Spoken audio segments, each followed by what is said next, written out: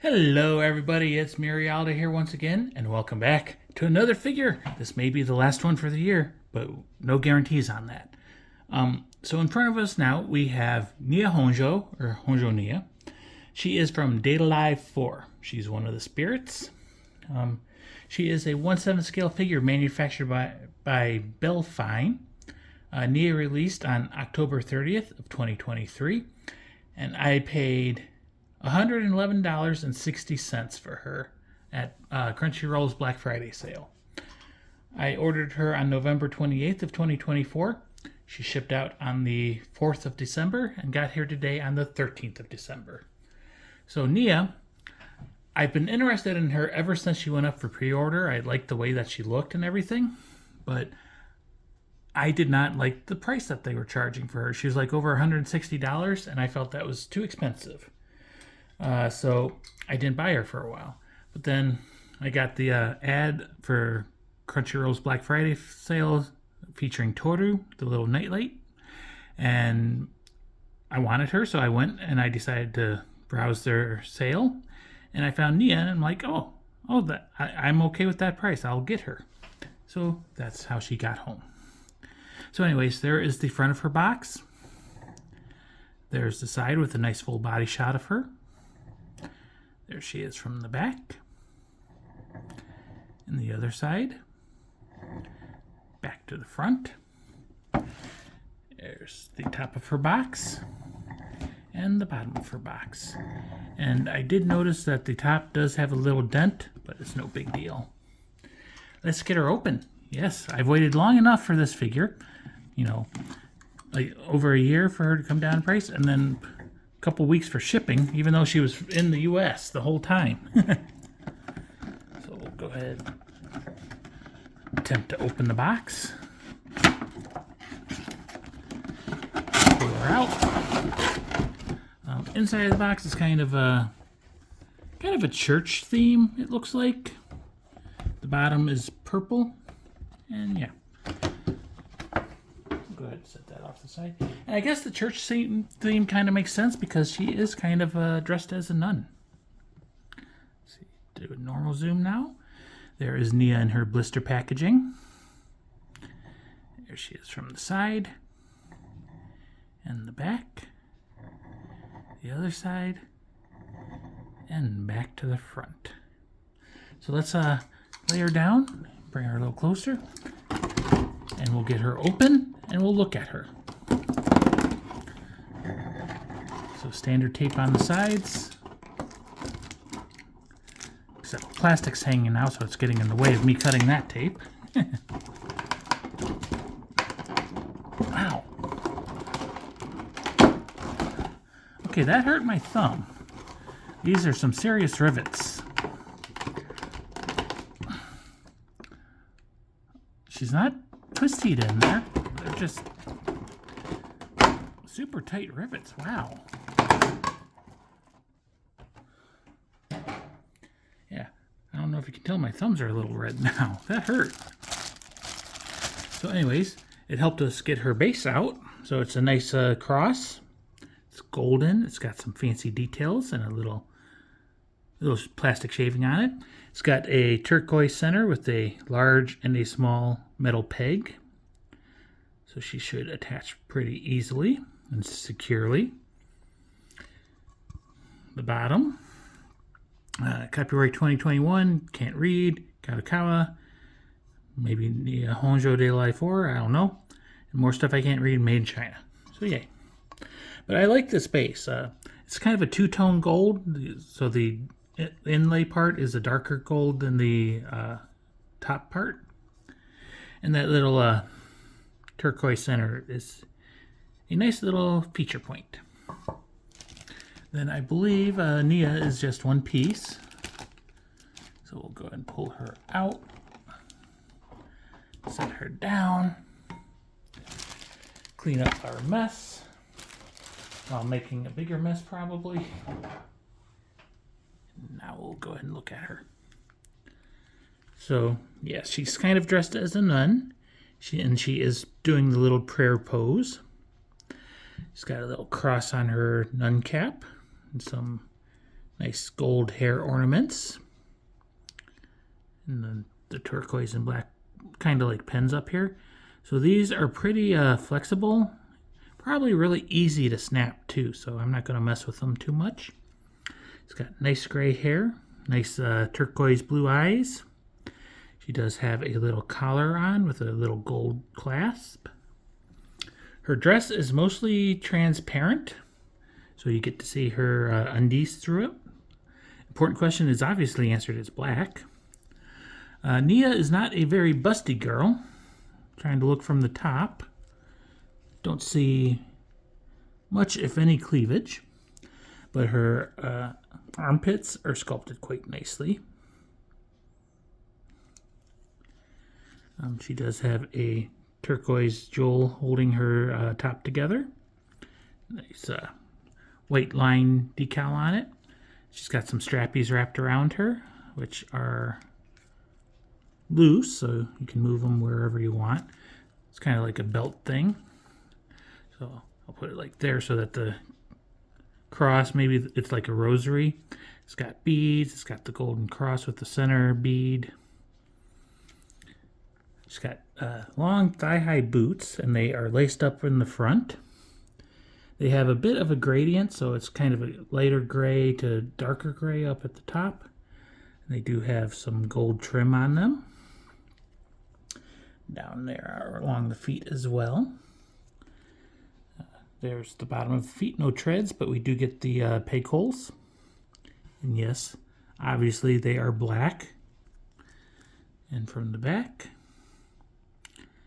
it's kind of got a flat booty, but the undies are still stretched tightly across them. And if we look from the back, you can see they don't actually cover much of the booty, so maybe that's why it looks flat. So she is showing off a lot of crack. You can see her spine line. You can see the booty creases, the small of the back. Can't really see like details on her actual back because the outfit is in the way. But if we look there, we do see some spine line. Her veil, I just noticed, kind of looks like it's melting, so it's kind of liquid at the tips. Same with her dress. It's kind of melting over on this side. But on this side, she does have a couple jewels. And if we look through the dress, we can see some hip bones and lines and everything. We can see her belly button. And then up towards the top, it's more like solid colored. It's not as transparent up there. Because I guess they just don't want you to see her boobs. Her sleeves are also very transparent, but they are sculpted so you can see all the folds in the fabric and everything. And yeah, overall looks pretty good. Veil is translucent, dress is translucent, boots obviously are solid. Yeah, she looks good. Let's look at her fingers. So the hands and all the fingers are all sculpted out of one piece. There are no fingernails. So hands could have been done better, but it's okay.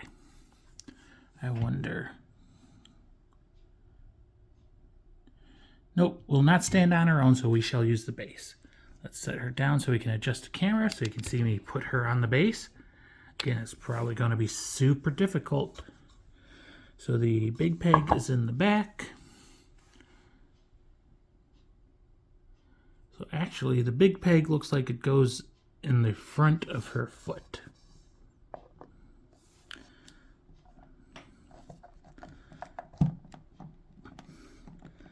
Okay, that's a pretty tight fit. Yep, that is how it goes. So small peg goes in her heel, big peg goes in the front of her foot.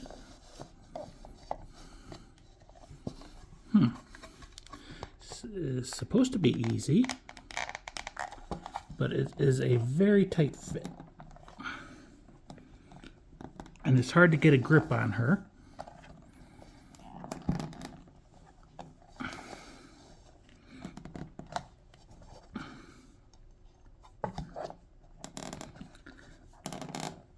good enough for now. So there is currently a little gap, but like I said, it's good enough for now. I just knocked the camera over. Let's tilt it back up, because I do still need to remove her and take my pictures and everything later. But there is Nia. Let's see, can we adjust some stuff to make her skin tone seem more normal? I don't know. Let's go ahead and do a spin. So there she is from the front. Yeah, I guess the cross can stay there for now. And we'll spin her around to the side and the back. The other side, back to the front. I'm actually surprised by how transparent her dress actually is. I thought it would be more translucent, so you can see as much details through it. But it's still pretty nice looking. And like I said, I've always been interested in this figure. I've always thought she looked good. But I just didn't agree with the price, especially for Belfine, who is known to not be the best company. But I think they did a good job on Nia. Come on. Do a normal, do a focus. Focus. Okay, so let's go ahead and spin her face while zoomed in.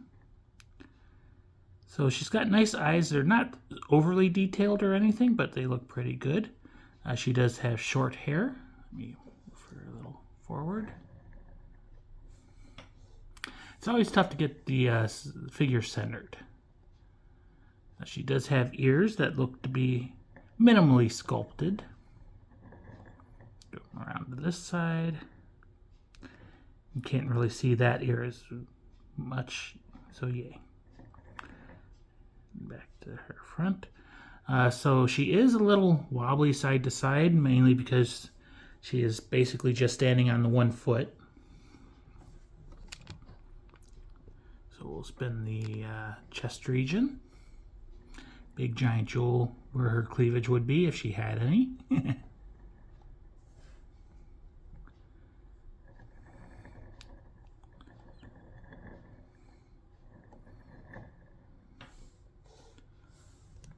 Let's do her waist region.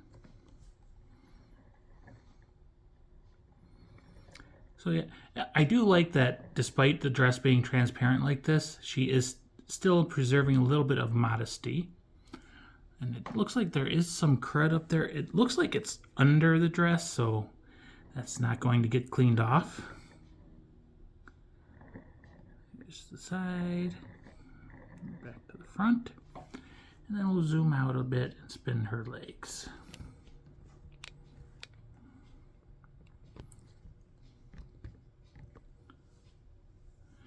Yeah, and her boots are sculpted very nicely. I love the lacing going up the front. They got nice wrinkles and folds in them from where she bends her knees and her ankles and everything. Does seem like she has a slight sideways lean to her. Could just be because she's not on the base all the way. Do a normal zoom. Do a little shaky cam. Yeah. So there we go. There's what she looks like from the top. Let's go around her face a little bit.